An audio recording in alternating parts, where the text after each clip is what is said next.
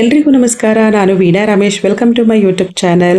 So ಈ vlog ನಾವು ಹಾಸನಲ್ಲಿ ಕಳೆದಂಥ ಎಲ್ಲ ದಿನಗಳನ್ನು ಒಂದು ವ್ಲಾಗ್ ಮಾಡಿ ಹಾಕಿದ್ದೀನಿ. ಸೊ ಹಾಗೆ ಈವ್ನಿಂಗ್ ಟೈಮಲ್ಲಿ ಅಮ್ಮನ್ನ ಕರ್ಕೊಂಡು ಹಳೆ ಮನೆ ಕೆಡವಿದ್ರು, ಆ ಜಾಗಕ್ಕೆ ಬಂದಿದ್ವಿ. ಇದು ಮುತ್ತಾದ್ರ ಕಾಲದ ಒಂದು ಸುಮಾರು 100 ವರ್ಷ ಅದಕ್ಕಿಂತನೂ ಜಾಸ್ತಿ ಆಗಿರ್ಬೋದು ಅಂತ ಅನ್ಕೊಳ್ತೀನಿ. ಸೊ ಈ ಮನೇಲೆ ನಾವು ಇದ್ದಿದ್ದಂಥದ್ದು, ಫಸ್ಟ್ ನಾಡಂಚಿನ ಮನೇಲೆ ನಾವು ಇದ್ದಿದ್ದು. ಹಳೆ ಮನೆ ಅಲ್ವಾ, ತುಂಬ ದಿನಗಳ ಕಾಲ ಇರಲಿಲ್ಲ, ಮಳೆಗೆ ಅರ್ಧಂಬರ್ಧ ಗೋಡೆಗಳೆಲ್ಲ ಬಿದ್ದೋಗಿತ್ತು. ಹಾಗಾಗಿ ಫುಲ್ ಫ್ಲಾಟ್ ಮಾಡಿಬಿಡೋಣ ಅಂತ ಹೇಳಿ ಈ ಮನೆ ಕಂಬಸಾಲ್ ಮನೆ. ಸೊ ಹಾಗಾಗಿ ಕಂಬಗಳೆಲ್ಲ ಇತ್ತು, ಮತ್ತು ಏಣಿ ಅಟ್ಟ ಅದೆಲ್ಲ ಇತ್ತು, ಅದನ್ನೆಲ್ಲ ತೆಗೆದಾಕಿದ್ರೆ. ಸೊ ಅದನ್ನೇ ನೋಡ್ತಾ ಇದ್ದೆ ನಾನು, ಈ ಕಂಬಗಳು ಏಣಿಗಳೆಲ್ಲ ತೆಗೆದು ಈ ಕಡೆಗೆ ಹಾಕಿದಿರಲ್ಲ ಅಂತ ಹೇಳಿ. ಸೊ ಇದನ್ನೆಲ್ಲ ತೆಗೆದುಬಿಟ್ಟು ಫ್ಲಾಟ್ ಮಾಡಿದ್ದಾರೆ. ಹಾಗೆ ಈಗ ಮನೆ ತೋರಿಸಿದ್ನಲ್ಲ, ಇದು ನಮ್ಮ ತಾತನ ಮನೆ. ನಾವು ತಾತ ಅಂತ ಕರಿತಾ ಇರಲಿಲ್ಲ, ಅಯ್ಯ ಅವ್ವ ಅಂತಾನೆ ಕರಿತಾ ಇದ್ದಿದ್ದಂಥದ್ದು. ಸೊ ಇದು 2 ಪೋರ್ಷನ್ ಮನೆ. ಒಂದು ಸೈಡಲ್ಲಿ ನಮ್ಮ ಚಿಕ್ಕಪ್ಪ ಅವರಿದ್ದಾರೆ, ಇನ್ನೊಂದು ಸೈಡಲ್ಲಿ ಅಯ್ಯ. ಈ ಖಾಲಿ ಜಾಗ ನೋಡ್ತಾ ಇದ್ರೆ ಎಷ್ಟೊಂದು ನೆನಪುಗಳಿದೆ ಗೊತ್ತಾ ಈ ಜಾಗದಲ್ಲಿ. ಸೊ ನಾವು ಹುಟ್ಟಿ ಬೆಳೆದಿದ್ದಂಥ ಜಾಗ, ಆ ಮನೆಯಲ್ಲಿ ತುಂಬ ನೆನಪುಗಳಿದ್ದಾವೆ. ಸೊ ಹಾಗೆ ನೋಡ್ಕೊಂಡು ಹೋಗೋಣ ಹೇಗಿದೆ ಇವಾಗ ಪ್ಲೇಸು ಅಂತ ಹೇಳಿ ಬಂದಿದ್ದಂಥದ್ದು. ನಮ್ಮಮ್ಮ ಅಂದರು ಹಳೆ ಮನೆ ಕೆಡಿಸಿ ಫುಲ್ ಎಲ್ಲನೂ ಸಮ ಮಾಡಿಬಿಟ್ಟಿದ್ದೀವಿ ಅಂತ ಹೇಳಿ, ನೋಡೋಣ ಅಂತ ಬಂದ್ವಿ. ಹಂಗೆ ಚಿಕ್ಕಪ್ಪನ ಮನೇಲಿ ಊಟಕ್ಕೆ ಕರೆದಿದ್ರು. ಸೊ ಹಾಗಾಗಿ ಬಂದ್ವಿ. ಕೆಳಗಡೆ ಊರಲ್ಲಿ ಎಲ್ಲರೂ ಮನೆ ಮೇಲೇನು ಟಿವಿ ಆಂಟೆನಾ ಇದೆ. ಮುಂಚೆ ಎಲ್ಲ ದಪ್ಪ ಟಿವಿ ಬರೋದಲ್ಲ, ಸೊ ಅವಾಗ ಈ ರೀತಿ ಆಂಟೆನಾಗಳನ್ನ ಹಾಕಿ ಇದರಲ್ಲೇ ಸಿಗ್ನಲ್ ಸರಿಯಾಗಿ ಬಂತಾ ಇಲ್ವಾ ಅಂತ, ಬರ್ತಿದೆಯೋ ಇಲ್ವಾ ಅಂತ ತಿರುಗಿಸಿ ನೋಡ್ತಾ ಇದ್ವಿ. ಬಟ್ ಇವಾಗ ಯಾರು ಅಷ್ಟು ಟಿವಿ ನೋಡೋದೇ ಕಮ್ಮಿ, ಎಲ್ಲರ ಕೈಲೂ ಫೋನ್ ಇದೆಯಲ್ಲ. ಸೊ ಫೋನಲ್ಲೇ ಸೀರಿಯಲ್ ಆಗಿರ್ಬೋದು, ಕಾಮಿಡಿ ಶೋಗಳಾಗಿರ್ಬೋದು, ಈ ರೀತಿ ನೋಡ್ಕೊಳ್ತಾ ಇರ್ತಾರೆ. ಬಟ್ ಈ ರೀತಿ ವಿಷಯಗಳು ನೋಡೋದು ಭಾಳ ಅಪರೂಪ, ಇವಾಗಂತೂ ತುಂಬಾ ಅಪರೂಪ ಆಗೋಗ್ಬಿಟ್ಟಿದೆ. ಸೊ ಹಾಗೆ ನೆಕ್ಸ್ಟ್ ಡೇ ನಾವು ಹಾಸನಲ್ಲಿ ಡಿಮಾರ್ಟ್ ಓಪನ್ ಆಗಿದೆಯಲ್ಲ, ನೋಡೋಣ ಹೇಗಿದೆ. ಸೊ ನಾವು ಬೆಂಗಳೂರಲ್ಲಿ ಹೋಗಿದ್ವಿ, ಬಟ್ ಹೆಂಗಿದೆ ಏನು ನಮ್ಮ ಹಾಸನಲ್ಲಿ ಅಂತ ಹೇಳ್ಬಿಟ್ಟು ಡಿಮಾರ್ಟ್ಗೆ ವಿಸಿಟ್ ಮಾಡೋಣ ಅಂತ ಹೇಳಿ ಬಂದ್ವಿ. ಡಿಮಾರ್ಟಲ್ಲಿ ಅಷ್ಟು ದೊಡ್ಡ ಶಾಪಿಂಗ್ ಏನಲ್ಲ, ಯಾಕಂದರೆ ನಾನು ಬರೀ ಹೇರ್ ಕ್ಲಿಪ್ಗಳಾಗಿರ್ಬೋದು ಮತ್ತು ಹೇರ್ ಬ್ಯಾಂಡು ಈ ರೀತಿ ತಗೊಂಡೆ ಅಷ್ಟೇ. ಮಕ್ಕಳು ಸ್ಟೇಷನರಿ ಥಿಂಗ್ಸ್ ತಗೊಂಡ್ರು, ವಾಟರ್ ಬಾಟಲ್ ತಗೊಂಡ್ರು, ಇನ್ನು ನನ್ನ ತಮ್ಮ ಗ್ರೋಸರೀಸ್ ಐಟಮ್ ತಗೊಂಡ ಮನೆಗೆ ಅಂತ, ಇಷ್ಟೇ. ಮತ್ತು ಇನ್ನು ಹೆಂಗಿದೆ ಏನು ಅಂತ ಫುಲ್ ಸುತ್ತಾಡ್ಕೊಂಡು ಬಂದಿದ್ದಷ್ಟೇ. ಇನ್ನೇನು ಡಿಮಾರ್ಟಲ್ಲಿ ನಾವು ಪರ್ಚೇಸ್ ಮಾಡೋಕ್ಕೆ ಹೋಗಲಿಲ್ಲ. ಹಿತ್ತಾಳೆ ದೀಪಗಳಂತೂ ಒಳ್ಳೆ ಕ್ವಾಲಿಟಿಯಾಗಿ ತುಂಬ ಚೆನ್ನಾಗಿತ್ತು, ನೋಡೋಕ್ಕೂ ಚೆನ್ನಾಗಿತ್ತು. ಆ ಬಟ್ಲು ದೀಪ ನಾನು ನೋಡ್ತಾ ಇದ್ದೀನಲ್ಲ, ಅದಂತೂ ತುಂಬ ಚೆನ್ನಾಗಿತ್ತು. ಬಟ್ ಹಾಗೆ ವಿಸಿಟ್ ಮಾಡಿ ನೋಡ್ಕೊಂಡು ಬಂದಿದ್ದಷ್ಟೇ. ಮತ್ತು ಇನ್ನೇನು ಜಾಸ್ತಿ ಐಟಮ್ಸ್ ಏನು ಪರ್ಚೇಸ್ ಮಾಡೋಕ್ಕೆ ಹೋಗಲಿಲ್ಲ. ಬಟ್ ನಾವು ಯಾವಾಗಲೂ ಏನು ತೊಗೊಬಾರ್ದು, ಬೇರೆ ಕಡೆ ಎಲ್ಲೂ ಕಣ್ಣು ಹೋಗ್ಬಾರ್ದು ಅಂತ ಹೋಗ್ತೀವಿ. ಬಟ್ ಆದ್ರೂ ಏನಾದರೂ 1-2-3 ಥಿಂಗ್ಸ್ ತೊಗೊಂಡು ಬರ್ತೀವಿ. ಅದನ್ನೇ ರಮೇಶ್ ಅವರು ಹೇಳ್ತಾಯಿದ್ರು, ನಾನು ಏನೂ ತಗೊಳ್ಳಲ್ಲ, ನೋಡ್ಕೊಂಡು ಬರ್ತೀನಿ ಅಂತ ಹೋಗಿ ಕ್ಲಿಪ್ಸು ಅದು ಇದು ಅಂತ ಏನಾದರೂ ತೊಗೊಂಡು ಬಂದಿದೆಯಾ ಅಲ್ವಾ ಅಂತ ಹೇಳಿ. ಇಷ್ಟು ಕೂಡ ಶಾಪಿಂಗ್ ಮಾಡ್ದಲ್ಲೇ ಹೆಂಗೆ ಅಲ್ವಾ. ಮಕ್ಕಳು ಇನ್ನು ಅವ್ರಿಗೆ ಇಷ್ಟವಾಗಿರುವಂಥ ಜ್ಯೂಸು ಅದು ಇದು ತೊಗೊಂಡ್ರು. ಕಿಂಡರ್ ಜಾಯ್ ನೀವಿಬ್ಬರೇ ಹಂಚ್ಕೊಂಡು ತಿಂತಿದ್ದೀರಾ.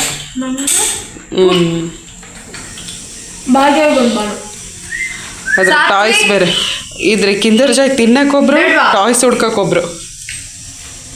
ಹಾಗೆ ಇಷ್ಟು ಐಟಮು ನಾವು ಡಿಮಾರ್ಟಿಂದ ತಂದಿದ್ದು. ಫುಲ್ ಎಲ್ಲ ನಾನೇ ತೊಗೊಂಡು ಬಂದಿದ್ದಲ್ಲ, ಇದರಲ್ಲಿ ನನ್ನ ತಂಗಿದ್ದು ಕೂಡ ಅರ್ಧ ಶೇರ್ ಇದೆ, ಅರ್ಧ ಐಟಮ್ ಅವಳದು ಕೂಡ ಇದೆ. ಸೊ ಹಾಗಾಗಿ ಹೇಳ್ತಾ ಇರುವಂಥದ್ದು. ಸೊ ನಾನು ಕ್ಲಿಪ್ಸ್ ಮಾತ್ರ ತೊಗೊಂಡೆ ಅಂತ ಹೇಳಿದ್ನಲ್ಲ, ಅದನ್ನೇ ಅವ್ರಿಗೆ ತೋರಿಸ್ತಾ ಇದ್ದೆ ರಮೇಶ್ ಅವ್ರಿಗೆ.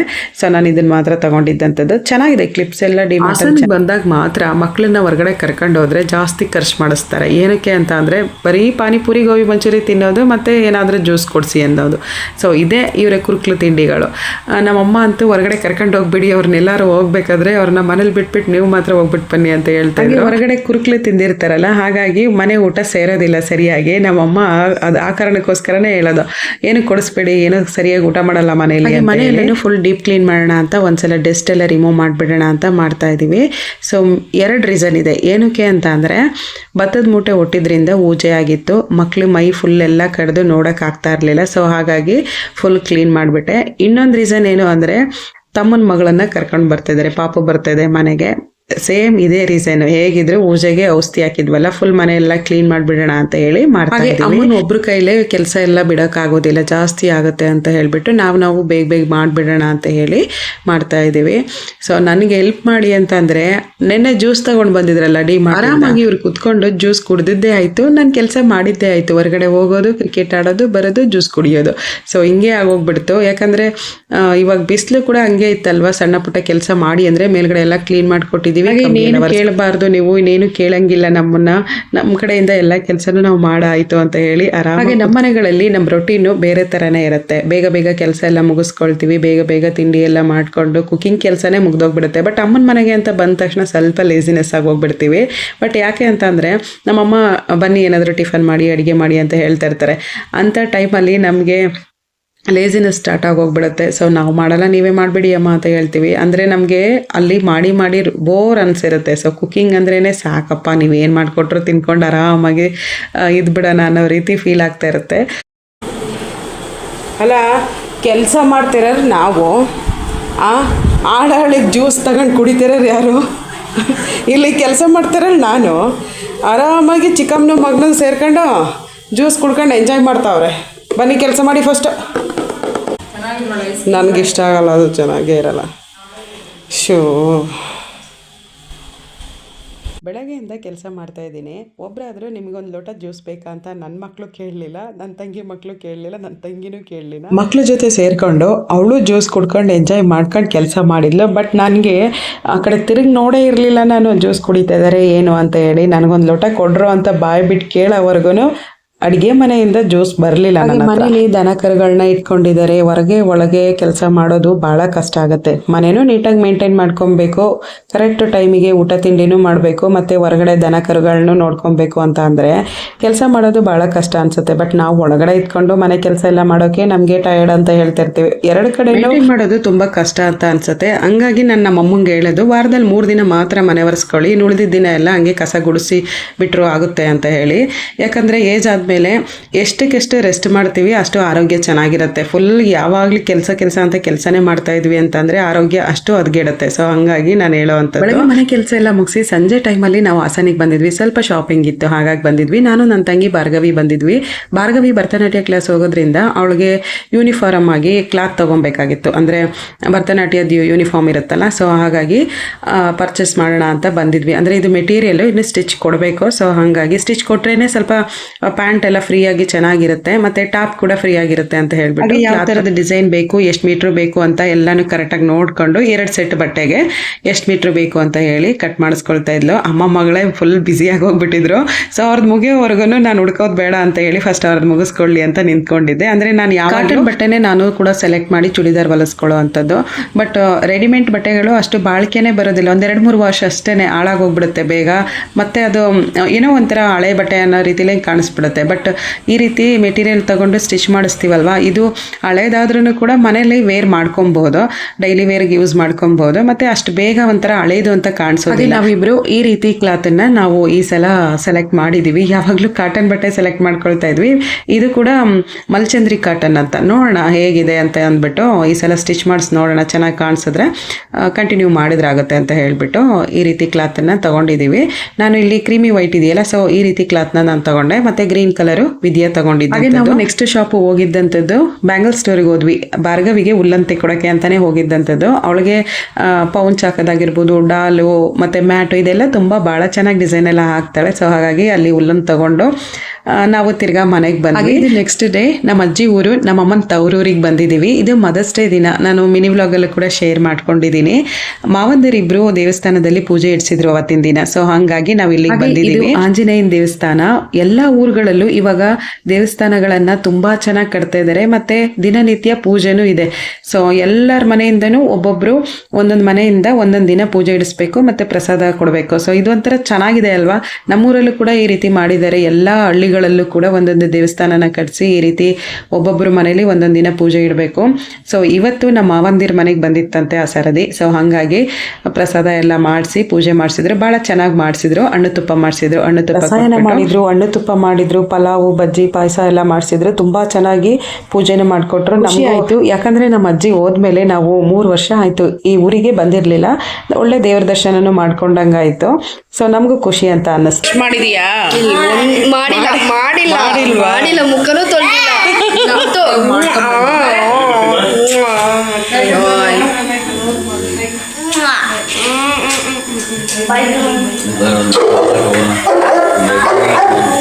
ಅವನಿಗೋಸ್ಕರನೇ ಹೋಗ್ತಾರದಕ್ಕೆ.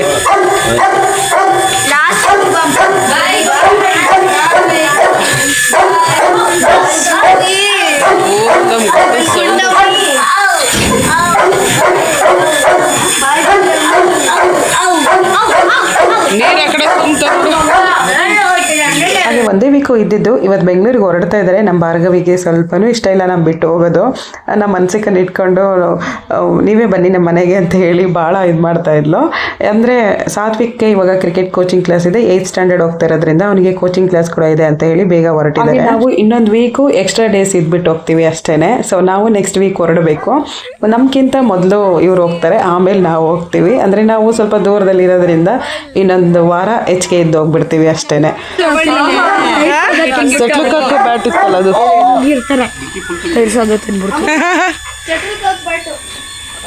ಒರಿಜಿನಲ್ ವಿಡಿಯೋ ವಾಯ್ಸ್ ನಾನು ಹಂಗೆ ಹಾಕಿದ್ದೀನಿ. ಯಾಕಂದರೆ ಸ್ವಲ್ಪ ಸೈಡಲ್ಲಿ ಅದು ಇದು ಸೌಂಡ್ ಕೇಳ್ತಿದೆಯಲ್ಲ, ಡಿಸ್ಟರ್ಬೆನ್ಸ್ ಆಗಿರ್ಬೋದು.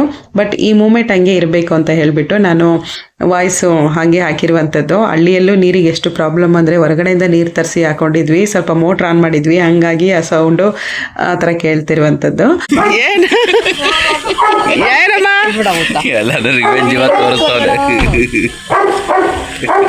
ಬಾಯ್ ಕಂಡ್ರ ಎಲ್ಲ ರಿವೆಂಜ್ ಇವತ್ತು ತೋರಿಸ್ತವ್ರೆ ಸಾತ್ವಿಕ್. ಬಾಯ್ ಬಾಯ್ ಹೇಳ್ತಾನೆ.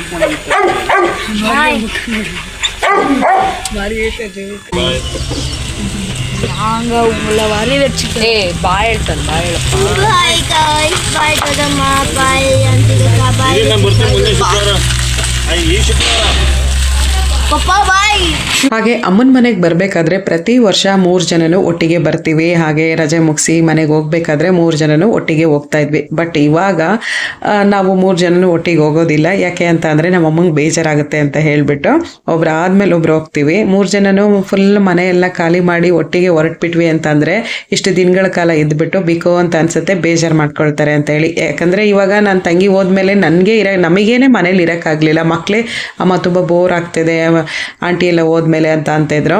ಬಟ್ ನಮ್ಮ ಅಮ್ಮಂಗೂ ಅದೇ ಫೀಲ್ ಆಗುತ್ತೆ ಅಲ್ವಾ. ಸೊ ಹಾಗಾಗಿ ಒಂದು ವಾರ ನಾವು ಎಕ್ಸ್ಟ್ರಾ ಇದ್ಬಿಟ್ಟು ಹೋಗ್ತೀವಿ.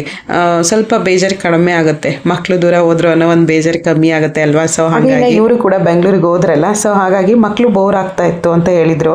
ಹಾಸನಲ್ಲಿ ಎಕ್ಸಿಬಿಷನ್ ಹಾಕಿದ್ರಲ್ಲ, ಅಲ್ಲಿಗೆ ಹೋಗ್ಬಿಟ್ಟು ಬರೋಣ ಅಂತ ಹೇಳಿ ಮಕ್ಕಳು ಕರ್ಕೊಂಡು ಬಂದ್ವಿ. ಹೋದ ವರ್ಷನೂ ಕೂಡ ನಾವು ಬಂದಿದ್ವಿ. ಬಟ್ ಹೋದ ವರ್ಷದಕ್ಕಿಂತ ಈ ವರ್ಷ ತುಂಬ ಚೆನ್ನಾಗಿ ಡೆಕೋರೇಷನ್ ಎಲ್ಲ ಮಾಡಿದ್ದಾರೆ. ಮರ್ಮೇಡ್ ಶೋ ತುಂಬ ಚೆನ್ನಾಗಿತ್ತು. ಸೊ ನಾವು ಕೂಡ ನೋಡ್ಕೊಂಡು ಎಂಜಾಯ್ ಮಾಡ್ಕೊಂಡು ಬಂದ್ವಿ. ಮತ್ತೆ ಇನ್ನ ವಾಟರ್ ಫಾಲ್ಸ್ ತರ ಎಲ್ಲ ಮಾಡಿದ್ರು, ತುಂಬಾ ಚೆನ್ನಾಗಿತ್ತು. ಅದೆಲ್ಲ ನಾವು ಜಾಸ್ತಿ ಎಂಜಾಯ್ ಮಾಡಿ ನೋಡಿದ್ವಿ ಈ ಮರ್ಮೇಡ್ ಶೋ. ಮಕ್ಕಳಿಗೆ ಎಸ್ಪೆಷಲಿ ಇಷ್ಟ ಆಗುತ್ತೆ, ಇದು ಖುಷಿ ಪಡ್ತಾರೆ. ಚಿಕ್ಕ ಚಿಕ್ಕ ಮಕ್ಕಳಿಗೆ ಆ ಮರ್ಮೇಡ್ ಶೋ ನೋಡ್ತಾ ಇದ್ರೆ ಒಂಥರ ಖುಷಿ ಆಗುತ್ತೆ ಅವ್ರಿಗೆ. ಸೊ ನಿಂತ್ಕೊಂಡು ನೋಡ್ತಾ ಇರ್ತಾರೆ. ಹಾಗೆ ಇದು ವಾಟರ್ ಫಾಲ್ಸ್ ಕೂಡ ಅಷ್ಟೇನೆ, ಮಕ್ಕಳೇ ಎಂಜಾಯ್ ಮಾಡಿದ್ದಂಥದ್ದು ಜಾಸ್ತಿ ಅಲ್ಲಿ. ಸೊ ಈವ್ನಿಂಗ್ ಟೈಮಲ್ಲಿ ಫ್ಯಾಮಿಲಿ ಜೊತೆ ಟೈಮ್ ಪಾಸ್ ಮಾಡೋಕ್ಕೆ ಒಂದು ಒಳ್ಳೆ ಜಾಗ ಮಾಡಿದ್ದಾರೆ. ಸೊ ಚೆನ್ನಾಗಿತ್ತು, ಸುತ್ತಮುತ್ತ ಎಲ್ಲ ಚೆನ್ನಾಗಿತ್ತು. ಜಾಸ್ತಿ ನಮ್ಮನೇಲಿ ಮಕ್ಕಳು ಈ ರೀತಿ ಎಕ್ಸಿಬಿಷನ್ಗೆ ಹೋದಾಗ ಅವ್ರು ಇಷ್ಟಪಟ್ಟ ಆಟ ಆಡುವಂಥದ್ದು ಅಂದರೆ ಗನ್ ಶೂಟು. ಈ ಆಟನ ತುಂಬ ಇಷ್ಟಪಡ್ತಾರೆ. ಸೊ ನಾವು ಪಾಂಡಿಚೇರಿಲಿ ಎಕ್ಸಿಬಿಷನ್ ಕರ್ಕೊಂಡು ಹೋದ್ರೂ ಭಾಳ ಇಷ್ಟಪಟ್ಟು ಆಟ ಆಡ್ತಾರೆ. ಸೊ ನಾವೆಲ್ಲರೂ ಕೂಡ ಆಟ ಆಡಿದ್ವಿ, ತುಂಬ ಚೆನ್ನಾಗಿತ್ತು, ಒಂಥರ ಎಂಜಾಯ್ಮೆಂಟ್ ಇತ್ತು. ಸೊ ಅಲ್ಲಿಂದ ನೆಕ್ಸ್ಟ್ ಜಾಯಿಂಟ್ ವೀಲ್ಗೆ ಹೋದ್ರು. ನನಗಂತೂ ಅದು ಭಯ ಆಗುತ್ತೆ, ನಾನು ಕೂತ್ಕೊಳ್ಳಲ್ಲ. ಇದು ಒನ್ ಟೈಮ್ ಕೂತಿದ್ದಷ್ಟೇ, ಮತ್ತೆ ಇನ್ನು ಯಾವತ್ತೂ ನಾನು ಆಟ ಆಡೋಕ್ಕೆ ಹೋಗಿಲ್ಲ.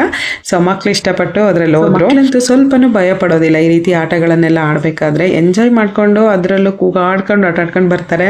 ಸೊ ಇಲ್ಲಿ ಮಕ್ಕಳಿಗೆ ಅಂತಂದರೆ ದೊಡ್ಡ ಮಕ್ಕಳಿಗೆ ಅನ್ಸಿಕಾ ಮತ್ತು ಋತ್ವಿಕ್ ಏಜಲ್ಲಿ ಜಾಸ್ತಿ ಆಟಗಳಿರಲಿಲ್ಲ. ಎಲ್ಲ ಪುಟ್ಟ ಆಣಿ ಮಕ್ಕಳುಗಳಿಗೆ ಇದ್ದಿದ್ದಂಥದ್ದು. ತುಂಬ ಚೆನ್ನಾಗಿತ್ತು ಆಟಗಳೆಲ್ಲ. ಒಳಗಡೆ ಎಂಟ್ರಿ ಫೀಸು 80 ರೂಪಾಯಿ. ಬಟ್ ಇಲ್ಲಿಗೆ ಒಳಗಡೆ ಬಂದ ಮೇಲೆ ಯಾವ ಆಟಕ್ಕೆ ಹೋದ್ರೂ 60 ರೂಪಾಯಿ 70 ರೂಪಾಯಿ ಈ ರೀತಿ ಅಮೌಂಟ್ ಇದ್ದಿದ್ದಂಥದ್ದು. ಇನ್ನು ಮಕ್ಕಳು ಕೂಡ ನಾನು ಈ ಜಾಯಿಂಟ್ ವೀಲಲ್ಲಿ ಕುತ್ಕೊಬೇಕಾದ್ರೆ ಬೇಡ ಕಂಡ್ರು, ಅಷ್ಟೊಂದು ಇದೆ ಎತ್ತರದಲ್ಲಿದೆ, ಭಯ ಪಡ್ತೀರಾ ಅಂದರೆ ಸ್ವಲ್ಪನೂ ಭಯ ಪಡೋಂಗಿಲ್ಲ. ಕೂತ್ಕೊಂಡು ಎಂಜಾಯ್ ಮಾಡಿಕೊಂಡು ಆಟ ಆಡ್ಕೊಂಡು ಬಂದರು. ಮತ್ತು ಇದನ್ನೆಲ್ಲ ಸುತ್ತಾಡ್ಕೊಂಡು ನಾವು ಹೊರಗಡೆ ಬಂದಮೇಲೆ ಹಳೆಬೀಡಿಗೆ ಹೋಗಿದ್ದಾಗಲೇ ಆರ್ಸ್ ರೈಡಿಗೆ ಹೋಗಬೇಕು ಅಂತ ಕೇಳ್ದೆ. ಬಟ್ ನಮಗೆ ಅಲ್ಲಿ ಟೈಮ್ ಆಯಿತು ಅಂತ ಹೇಳಿ ನಾವು ಹಂಗೆ ಕರ್ಕೊಂಡು ಬಂದಿದ್ವಿ. ಸೊ ಇವಾಗ ಇಲ್ಲಿ ಆರ್ಸ್ ನೋಡಿಬಿಟ್ಟು ಅಮ್ಮ ಪ್ಲೀಸ್ ಇಲ್ಲಿ ಹೋಗ್ತೀನಿ ಅಂತ ಹೇಳಿ ಹೋಗ್ಬಿಟ್ಟು ಬಂದು ಎಕ್ಸಿಬಿಷನ್ ಎಲ್ಲ ನೋಡಿಕೊಂಡು ಮನೆಗೆ ಬಂದ್ವಿ. ಇನ್ನು ನೆಕ್ಸ್ಟ್ ಡೇ ಇದೇ ಲಾಸ್ಟ್ ನೆಂಟರ ಮನೆ ಹಾಸನಲ್ಲಿ ನಮ್ಮ ಅತ್ತಿಗೆ ಮನೆಗೆ ಬಂದಿದ್ದೀವಿ ನಾವು.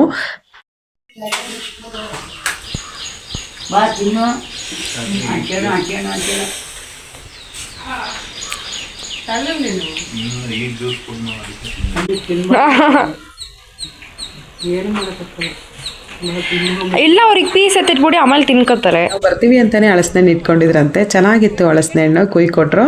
ಹಳಸಿನ ಹಣ್ಣು ತಿನ್ಕೊಂಡು ಊಟ ಎಲ್ಲ ಮುಗಿಸ್ಕೊಂಡು ಹಂಗೆ ಹೊಲ್ದ ಹತ್ರ ಹೋಗಿ ಓಡಾಡ್ಕೊಂಡು ಸ್ವಲ್ಪ ತಂಪು ಗಾಳಿಲಿ ಓಡಾಡೋದು ಚೆನ್ನಾಗಿರುತ್ತೆ ಹೊಲದಲ್ಲಿ. ಸೊ ಓಡಾಡ್ಕೊಂಡು ಹಾಗೆ ಹಸಿರು ಮೆಣಸಿನ್ಕಾಯಿ ಗಿಡ ಹಾಕಿದ್ರು. ಸೊ ಹಸಿರು ಮೆಣಸಿನ್ಕಾಯಿ ಮನೆಗೆ ಕುಯ್ಕೊಳ್ಳೋಣ ಅಂತ ಎಲ್ಲರೂ ಕುಯ್ಕೊಳ್ಳೋದು. ಅಮ್ಮನೂ ಕೂಡ ಕರ್ಕೊಂಡು ಬಂದಿದ್ದೆ ಸಾಯಂಕಾಲದಷ್ಟರಲ್ಲಿ, ಮತ್ತೆ ಬರ್ಬೋದು ಬನ್ನಿ ಅಂತ ಹೇಳಿ ನಮ್ಮ ಅಮ್ಮನೂ ಕೂಡ ಕರ್ಕೊಂಡು ಬಂದಿದ್ದೆ. ಹಸಿರು ಮೆಣಸಿನ್ಕಾಯಿ ಎಲ್ಲ ಕುಯ್ದು ಮಾರ್ಕೊಂಡಿದ್ದಾರೆ. ಬಟ್ ಇವಾಗ ಗಿಡ ಎಲ್ಲ ತೆಗ್ದಾಕ್ತಾರಂತೆ. ಸೊ ಹಾಗಾಗಿ ಸ್ವಲ್ಪ ಸ್ವಲ್ಪ ಹಸಿರು ಮೆಣಸಿನ್ಕಾಯಿ ಇದ್ದಿದ್ದಂಥದ್ದು. ಹಾಸನಿಗೆ ಬಂದಾಗ ಎಲ್ಲರ ಮನೆಗೂ ಹೋಗಿ ಎಲ್ಲರನ್ನೂ ನೋಡ್ಕೊಂಡು ಮಾತಾಡಿಸ್ಕೊಂಡು ಬರ್ತೀವಲ್ವಾ. ನಮಗಂತೂ ಹೆಂಗೆ ಟೈಮ್ ಪಾಸ್ ಆಯಿತು ಊರಲ್ಲಿ ಇಷ್ಟು ದಿನ ಹೆಂಗಿದ್ವಿ ಅನ್ನೋದೇ ಗೊತ್ತಾಗೋದಿಲ್ಲ. 1 ವರ್ಷ ಆದಮೇಲೆ ಹಾಸನಿಗೆ ಬರುವಂಥದ್ದು. ಸೊ ಹಾಗಾಗಿ ಮಕ್ಕಳನ್ನು ಕರ್ಕೊಂಡು ಬಂದು ರಜದಲ್ಲಿ ಇಷ್ಟು ದಿನ ಇದ್ದು ಒಂದು 15 ಡೇಸೇ ಆಗಲಿ ಇದ್ರೂ ನಮಗೆ ಅದು ರಜಾ ಹೆಂಗೆ ಕಳೀತು ಅನ್ನೋದೇ ಗೊತ್ತಾಗಲ್ಲ.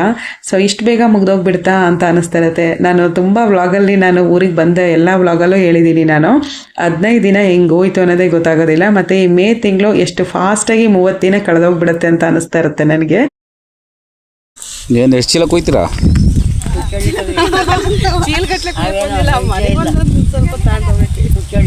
ಹಾಗೆ ಇನ್ನು ಹಾಸನಿಂದ ವ್ಲಾಗ್ ಹಾಕಬೇಕು ಅಂದರೆ ನೆಕ್ಸ್ಟ್ ಇಯರ್ವರೆಗೂ ವೆಯ್ಟ್ ಮಾಡಬೇಕು. ಸೊ ನಾನು ಯಾವಾಗ ಹಾಸನಿಗೆ ಬರ್ತೀನಿ ಆವಾಗಲೇ ನಾನು ಹಾಸನಿಂದ ವ್ಲಾಗ್ ಮಾಡೋಕ್ಕಾಗೋದು. ಮತ್ತು ಈ ವ್ಲಾಗಲ್ಲಿ ನಾನು ನಮ್ಮ ನೆಂಟರ ಮನೆಗಳಿಗೆ ಹೋಗಿದ್ದಂಥ ಕ್ಷಣಗಳು, ಹಾಸನಲ್ಲಿ ಕಳೆದಿರುವಂಥ ದಿನಗಳನ್ನ ವ್ಲಾಗ್ ಮಾಡಿ ಹಾಕಿದ್ದೀನಿ. ಸೊ ಈ ವ್ಲಾಗ್ ಇಷ್ಟ ಇದ್ದರೆ ನನ್ನ ಚಾನಲ್ ಸಬ್ಸ್ಕ್ರೈಬ್ ಮಾಡಿಕೊಂಡು ಬೆಲ್ಲೈಕನ್ ಕ್ಲಿಕ್ ಮಾಡಿದ್ರೆ ನಾನು ಆಗ ಎಲ್ಲ ನ್ಯೂ ವಿಡಿಯೋ ನೋಟಿಫಿಕೇಷನ್ ನಿಮಗೆ ಬರುತ್ತೆ. ಸಿಗೋಣ ಮುಂದಿನ ವ್ಲಾಗಲ್ಲಿ. Thank you for watching and subscribe my channel.